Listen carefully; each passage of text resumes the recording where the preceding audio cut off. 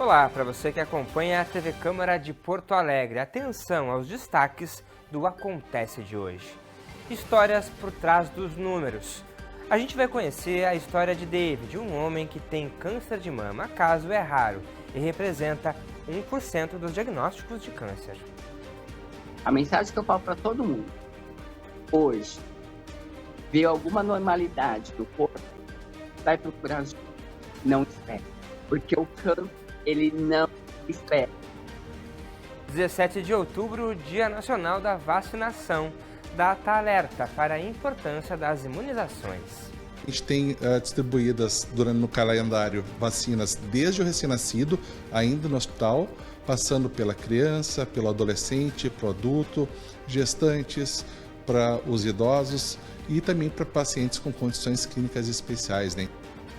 E um projeto social na Zona Leste, aqui da capital, trabalha para combater a vulnerabilidade na periferia. Devido à violência também, né, que a gente tem em vários lugares, não é só aqui na nossa comunidade, a gente tenta tirar as crianças desse foco e levar, quando as crianças não estão na escola, elas estão dentro do nosso projeto. Tudo isso acontece em Porto Alegre, então fique com a gente.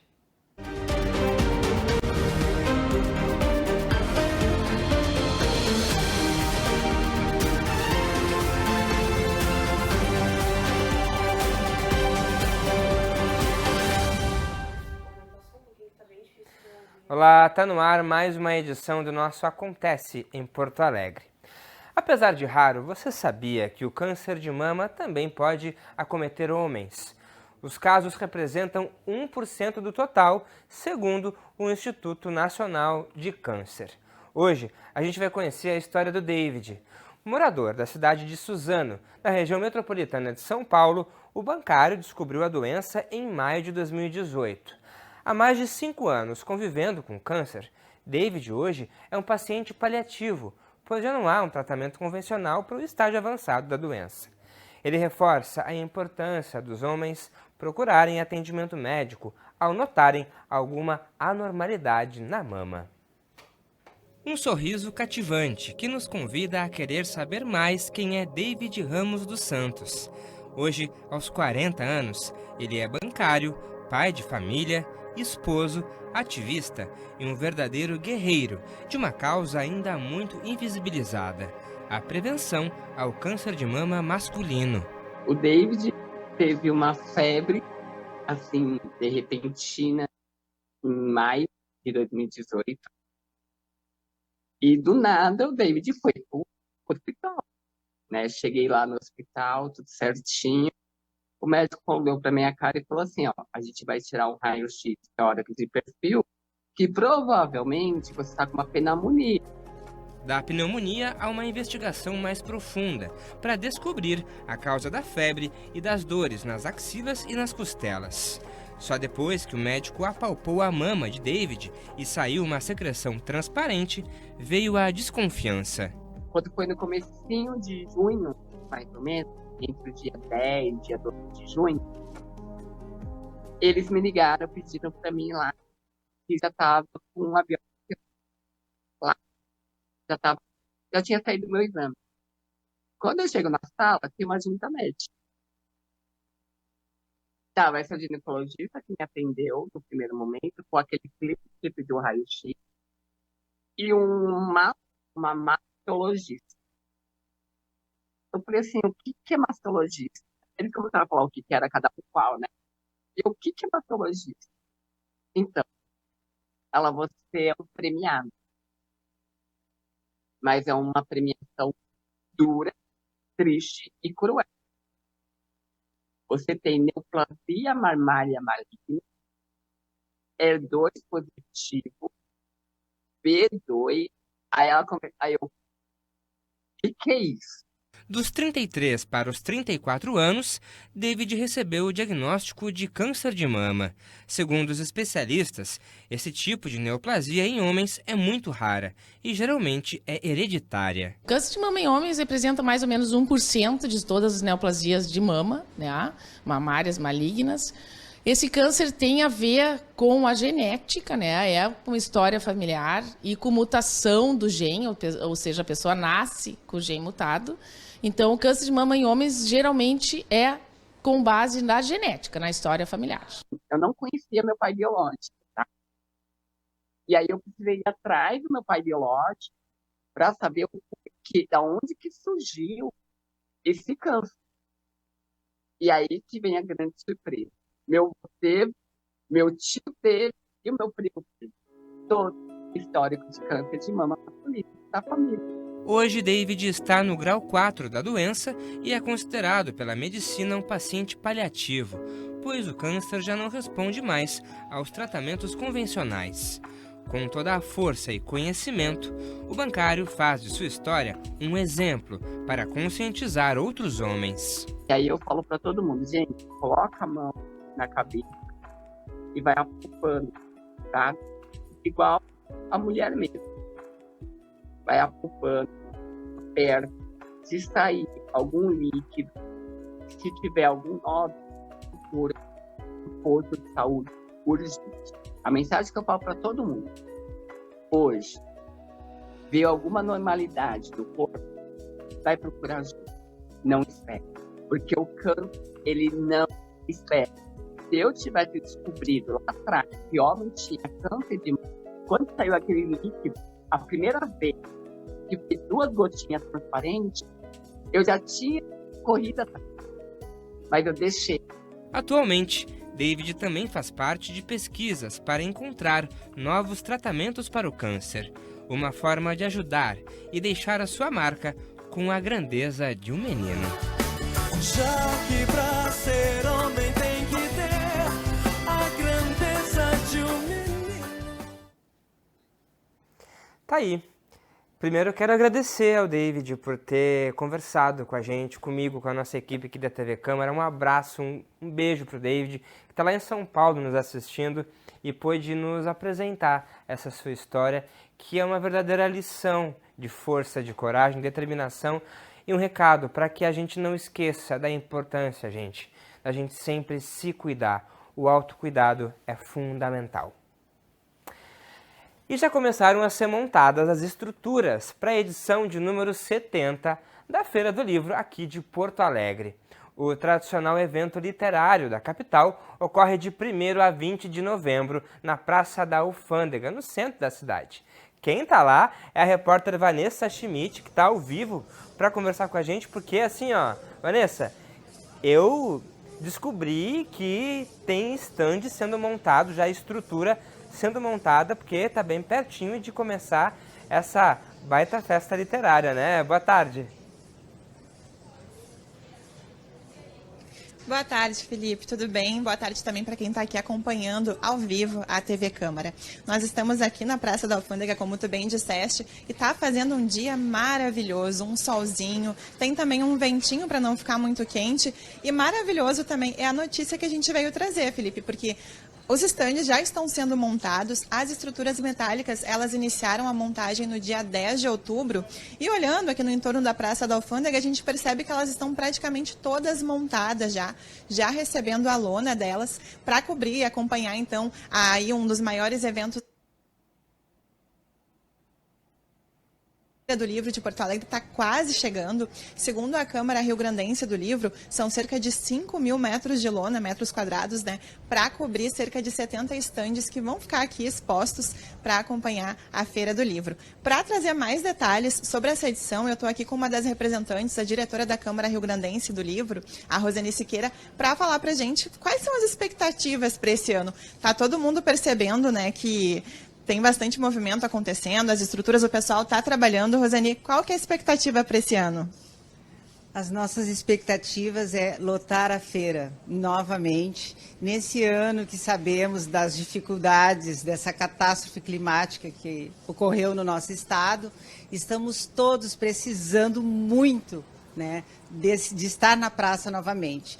Como vocês viram, já estamos concluindo a parte das lonas e a partir do dia 20 já vamos começar a montagem das bancas. Então a praça vai tomando aquela forma, aquela vida, os livreiros vão chegando, porque os livreiros são valentes, né? Eles vão estar fazendo o maior sucesso nessa praça, mostrando essa diversidade de livros e fazendo da praça esse espaço cultural que todos os anos vem, há 70 anos estamos fazendo isso. Então, olha só, Felipe, a Roseni falou aqui que semana que vem os livreiros já começam a chegar e a gente já começa a sentir até o cheirinho de livro, né? Aquele movimento tão bonito que vem chegando aqui para a Praça da Alfândega.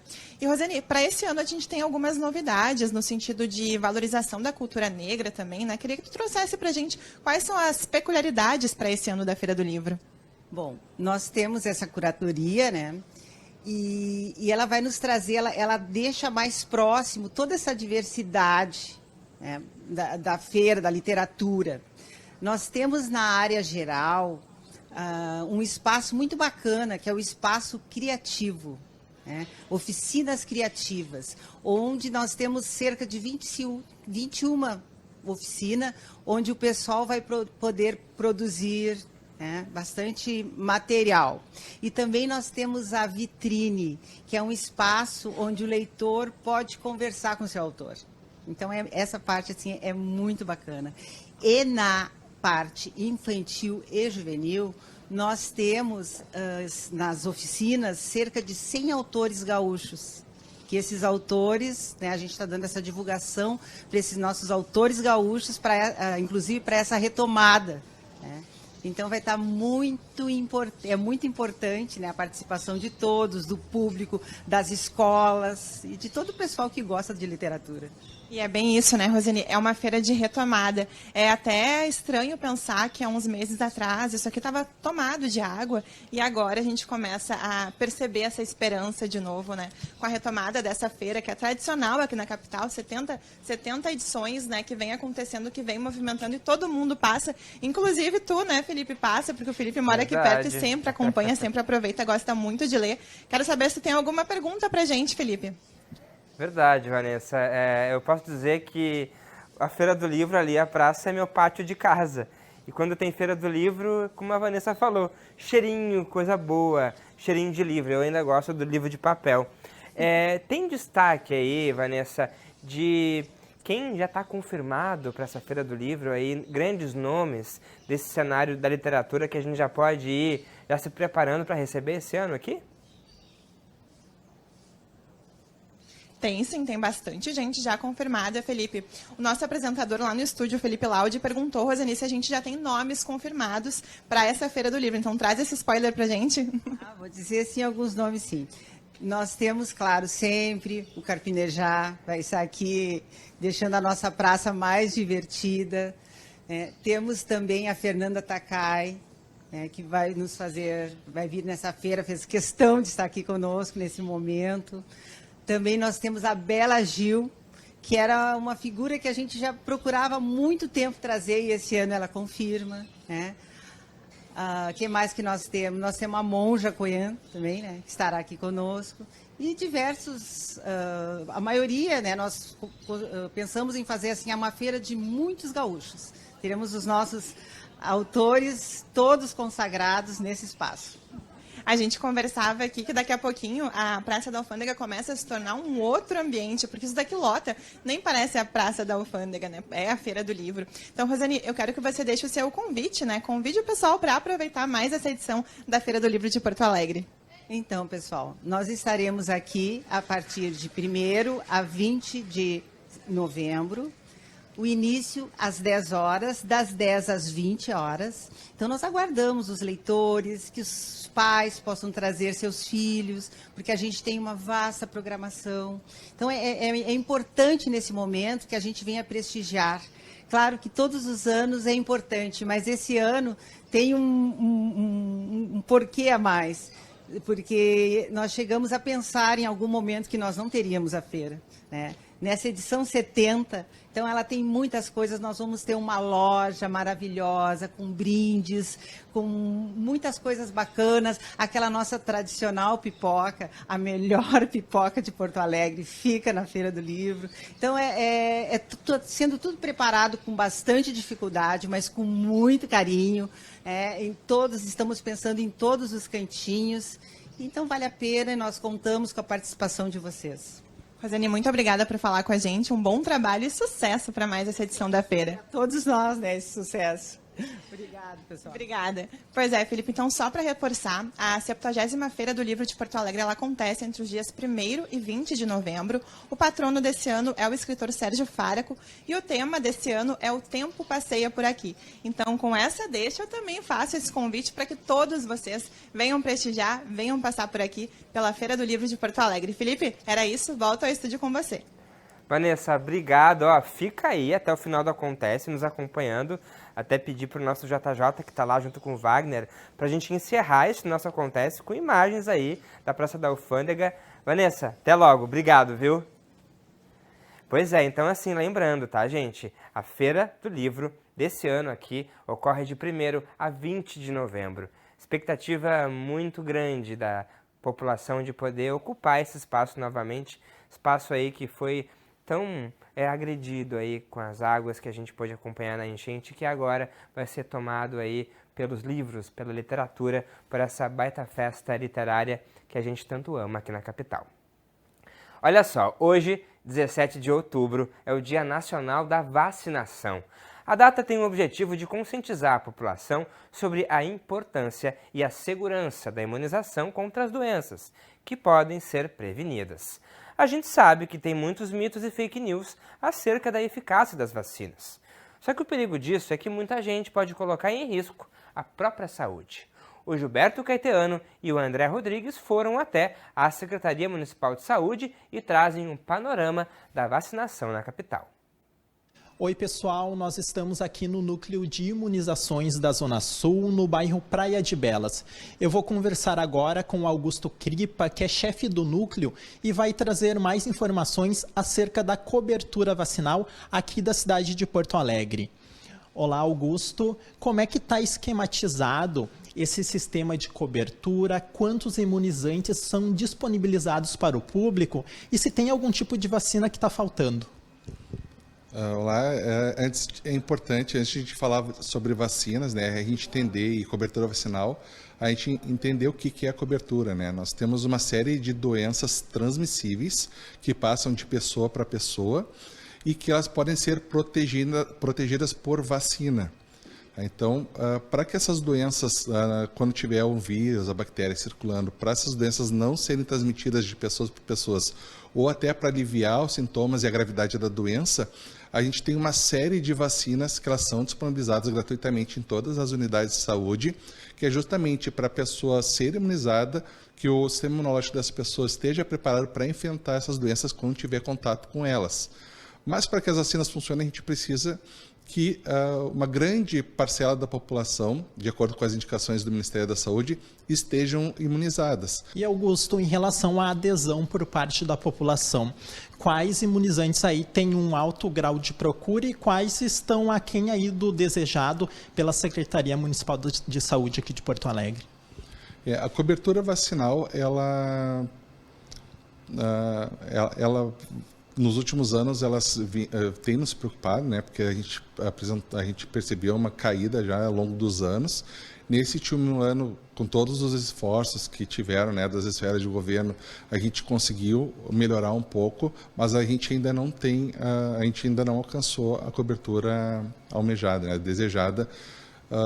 Então, a gente tem várias ações, estratégias que são adotadas, então ampliação do horário das unidades de saúde, as campanhas de vacinação. Certo. Augusto, todas as vacinas oferecidas aqui no Brasil passam por um rigoroso, né, processo de testagem.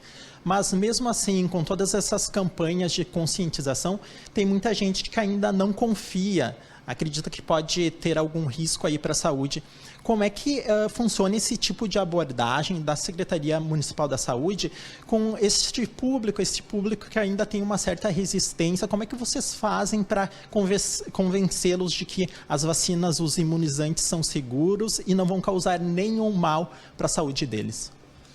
O Programa Nacional de Imunizações, ele é um programa que ano passado, em 2023, ele completou 50 anos. Ele é um programa de muito sucesso, reconhecido mundialmente, e ele estrutura tudo que é feito nas salas de vacinas do país todo. Então, todas as vacinas que são compradas pelo Ministério da Saúde, elas passam por avaliação da Anvisa e somente após a liberação desse controle de qualidade que elas são disponibilizadas. Dentro do programa de imunizações, a gente tem toda a estrutura de rede de frio, então, para a conservação adequada das vacinas, para a gente garantir que desde a compra lá do laboratório, passando por todas as esferas de governo, até chegar na sala de vacina, para o paciente receber a vacina, ela vai estar na qualidade adequada, na temperatura, o modo de preparo seja adequado, a aplicação, para garantir que aquela vacina que está sendo aplicada, ela vai conferir imunidade para a pessoa. Certo. Agora, para a gente encerrar, Augusto, as pessoas que desejam se vacinar, elas podem buscar qualquer unidade de saúde? Tem locais específicos? Qual a orientação para a população? Em Porto Alegre, a gente tem unidades em todos os territórios, né? Então, infelizmente, a gente agora na vigência da enchente que a gente teve em 2024, algumas unidades estão em processo de reforma ainda, mas até então nós contávamos com 134 unidades e todas elas disponibilizam as vacinas do calendário de rotina que são oferecidas pelo Ministério da Saúde. Sempre lembrando, né, que desde o recém-nascido até o idoso, todas as idades têm alguma vacina que pode ser aplicada, pode ser atualizada. Então, é muito importante não só que o pai, a mãe responsável leve uma criança para atualizar o seu calendário vacinal, que é geralmente quando se concentra o maior número de vacinas, mas que ele também, né, atualize o seu histórico, porque se a pessoa está protegida, ela também não vai trazer doença para dentro de casa. E isso é muito importante. Foi o que finalizou aí a fala, se a pessoa estiver protegida, não vai trazer doença para dentro de casa, para a população. É uma proteção que a gente faz para a gente e para a coletividade, não é brincadeira não. Muito boa essa entrevista do Gilberto, super objetiva, recado importantíssimo para a nossa saúde. O Museu de Ciências e Tecnologia da PUC está com uma programação que está assim, ó, recheada de atividades ainda nesse mês de outubro. Além das atrações do acervo, também tem contação de histórias e ateliê de desenho, ainda em alusão ao Dia da Criança. A coordenadora do museu conversou com a gente e reforça o convite para a visitação. Confira.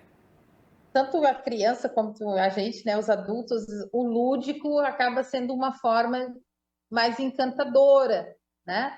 Não tão rígida, não tão, né? Ele deixa mais suave, talvez, o aprendizado, e a pessoa está aprendendo, mas de uma forma talvez mais, né, que faz com que as pessoas fiquem mais também mais disponíveis para aprender, né? Porque elas estão ali numa troca com os nossos atendentes, uma troca com as experiências que tem no museu, numa forma em que está se divertindo e ao mesmo tempo está aprendendo, e principalmente aprendendo coisas da ciência no dia a dia, porque em tudo que a gente faz, né, tem ciência. Agora, para que a gente possa estar se comunicando aqui, foi desenvolvida uma tecnologia, né, uma ciência para que a gente pudesse hoje, com a pandemia, então isso se intensificou, né, as questões da comunicação. Mas isso é resultado de vários trabalhos científicos. Então, de que forma tudo isso está presente no nosso dia a dia? Quem são essas pessoas que produzem ciência? Eu posso produzir ciência? A criança que está ali pode produzir ciência, no futuro pode ser um cientista, pode vir a desenvolver algo importante, né, para cura, para várias áreas da engenharia, medicina. Então, assim, são amplas as possibilidades em que o jovem, principalmente o jovem, né, se encanta porque ele consegue perceber que ele pode contribuir de alguma forma em algum lugar na sociedade. Eu acho que esse é o propósito, né? Eu vim a esse mundo para contribuir de algum jeito. E de que jeito eu posso eu posso aqui, olha só, isso é divertido também, né? Muito bom, é isso aí, é aprender ciência brincando, se divertindo. E para acompanhar essa programação e também os horários do museu, é só acessar o site aí, pucrs.br/MCT. Lá tá tudo completinho de agenda de horário e também toda a programação até o final do ano também. É muito legal, vale muito a pena, eu já fui e reforço o convite, vale muito a pena. E agora a repórter Mariana Gindre vai apresentar para a gente um projeto que busca combater a vulnerabilidade social nas periferias. Seja com reforço escolar, acolhimento ou a entrega de alimentos, o Misturaí faz a diferença para muitas famílias na capital gaúcha. Oi, Felipe, uma boa tarde para ti e para todo mundo que está nos acompanhando aí de casa. É isso mesmo que tu disse, a gente está aqui no bairro Santana, na Vila Planetário, onde tem esse projeto chamado Misturaí. Começou com uma ideia lá em 2018 para fornecer reforço escolar para as crianças aqui da comunidade, mas hoje faz muito mais que isso. Para começar então a introduzir o que esse projeto todo, essa ONG representa aqui para as comunidades todas da região, a gente vai falar com a Tatiana Queiroz, que é a coordenadora do Gurizadaí, justamente esse projeto de reforço escolar. Boa tarde, Tati, tudo bem? Obrigada por falar com a gente e pedir para ti primeiro então explicar de onde que surgiu essa ideia de fornecer o reforço escolar para essas crianças? Esse projeto surgiu na realidade na pandemia, né? Como a gente viu que a dificuldade das crianças era muito grande, né? Devido eles ter que estudar online, então era bem complicado. Então os pais nos pediram socorro, como que a gente poderia ajudar nessa situação eles. Fomos nas redes, fizemos uma campanha à procura de voluntários para dar essas aulas para as crianças. Para nossa surpresa, veio muitos voluntários querendo fazer esse trabalho aí, né? E estão conosco até hoje, né? Mais de 4 anos já fazendo esse trabalho. E hoje é um grande sucesso, com aula de inglês, né? O reforço escolar. Nós estamos também com aula de musicalização, que é trompete, trombone, aulas de violão, a percussão, e mais artes marciais, e mais 34 meninas nas aulas de balé, que são meninas de 3 anos a 12 anos que fazem essas aulas, né, essas oficinas. Qual que é a importância, então, para a gente fechar nossa entrevista, de ter, então, esse espaço aqui, né, próximo da comunidade, que atende não só a Vila Planetário, mas outras também? Qual a importância de ter esse espaço descentralizado e próximo da comunidade? Quando tu vê as crianças na rua, muitos pais saem para trabalhar e as crianças ficam soltas, né? Então, devido à violência também, né, que a gente tem em vários lugares, não é só aqui na nossa comunidade, a gente tenta tirar as crianças desse foco e levar, quando as crianças não estão na escola, elas estão dentro do nosso projeto. Muito obrigada pela tua participação e a gente vai seguir então apresentando outros aspectos do Misturaí, como também o projeto Amparaí, que atende daí mais o público adulto, de pessoas em situação de vulnerabilidade, moradores de rua, principalmente com a doação de cestas básicas e também as quentinhas, né, que são preparadas todos os dias. São cerca de 80, né, que são fornecidas para o pessoal que chega a fazer fila aqui na frente da sede do Misturaí para receber então esses alimentos. A gente vai conversar com a Sol de Oliveira, que é assistente social, que faz esse atendimento, né, dos moradores de rua, das famílias que precisam justamente dessa assistência. Sol, pedi para comentar com a gente, então, muito boa tarde primeiramente, obrigada por estar conosco hoje. Pedi para tu explicar de onde que surgiu a ideia do Amparaí, por que se tem essa necessidade e como que isso beneficia os moradores aqui da comunidade. Boa tarde, Mariana. Então, assim, o Amparaí, ele surgiu também na pandemia, né, para ajudar diversas comunidades de Porto Alegre, né. A gente faz os atendimentos na sala de serviço social, uma escuta para essa população, e a partir daí a gente foi criando alguns projetos, que hoje é a gastronomia que a gente tem, toda segunda-feira pela manhã a gente tem alguns assistidos nossos, do Amparaí, que fazem o curso de gastronomia, que vai se encerrar em dezembro. A gente tem a questão das hortas também, as hortas comunitárias, a gente tem duas, uma aqui na Ipiranga e outra ali no espaço da Casa D, que chama a Horta da Vizinhança, né? E onde a gente também tem assistidos nossos que participam ali fazendo a manutenção dessas hortas, né? E tem o Café Formativo, que é um serviço de convivência que acontece todas terças e quintas-feiras, no horário da manhã.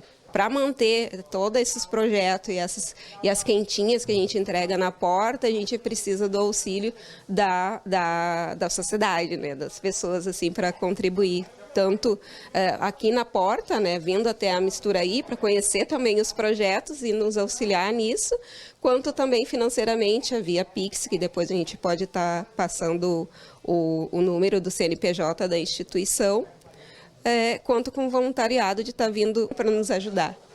Perfeito, Sol. Muito obrigada pela tua participação. Fica o convite, então, para o pessoal de casa vir aqui se voluntariar, ajudar com o Pix que a gente vai deixar na tela, o CNPJ da instituição, ou seja, com doações também de leite, azeite, proteínas, que são os 3 principais que a Sol me citou antes, quando a gente conversava. Enfim, esse projeto aqui muito bacana. A gente vai se despedindo, retornando aí para o estúdio contigo, Fê, mas não deixem, então, de conferir. Fica o convite. Tá aí, obrigado, Mária, por mostrar aí. A Mária é a nossa caçadora de projetos sociais, que mostrou hoje aí mais um baita projeto social que soma aí com a sociedade, que ajuda muitas pessoas. Imagina aí, né? Podendo dar comida para muita gente que ainda tá passando fome aqui na capital. E a gente encerra o nosso Acontece de hoje com mais informações. Assim, a gente sempre lembra você, para ter mais informações, sempre lembra você, né? É só acessar os nossos telejornais, o site da Câmara de Vereadores de Porto Alegre e também as nossas redes sociais aqui da TV Câmara, como o nosso YouTube, onde fica tudo gravado, inclusive o nosso Acontece aqui. Para fechar, eu e a Vivian Souza, hoje aqui, que está comigo nas Libras, a gente vai convidar você a ficar com imagens do JJ e também do Wagner Lacerda, lá da Praça da Alfândega, com os preparativos para a Feira do Livro de Porto Alegre, que começa, lembre-se, dia 1º de novembro. Tchau, tchau!